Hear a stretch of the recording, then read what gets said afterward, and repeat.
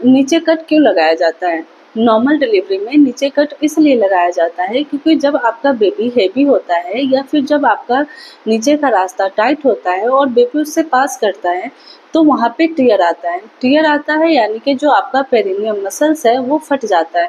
वो इसलिए क्योंकि जब एक कंस्ट्रिक्टेड एरिया से बेबी को पास कराया जाएगा, ज़बरदस्ती वहाँ से पास अगर होगा तो वो कहीं न कहीं तो टीयर आएगा, कहीं न कहीं फटेगा, रास्ता बनेगा, तभी बेबी आउट हो पाएगा।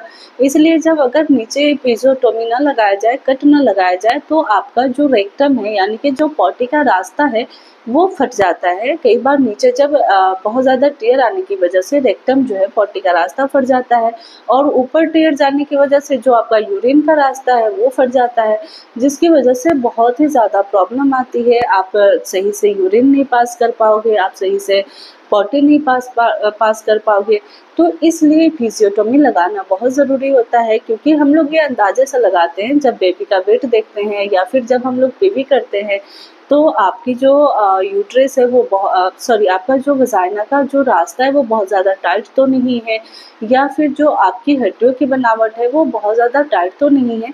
फिर इसको मेज़र करके ही हम लोग एपिज़ो लगाते हैं और प्राइमरी में ख़ास करके तो एपिज़ो लगता ही लगता है क्योंकि हमें पता ही नहीं होता है कि जो बेबी पास होने वाला है वो कितना प्रेशर क्रिएट करेगा, क्या वो इजीली पास हो पाएगा या फिर अगर पास नहीं होगा तो टीयर हो जाता है। टीयर कई बार बहुत सीवियर ब्लीडिंग भी कराती है, रेक्टम फट जाता है या फिर आपका जो यूरिन पास करने वाला जो रास्ता है वो फट जाता है, तो आगे चल के बहुत प्रॉब्लम आती है। इसलिए एपिज़ोटोमी लगाया जाता है, इसलिए नीचे कट लगाया जाता है।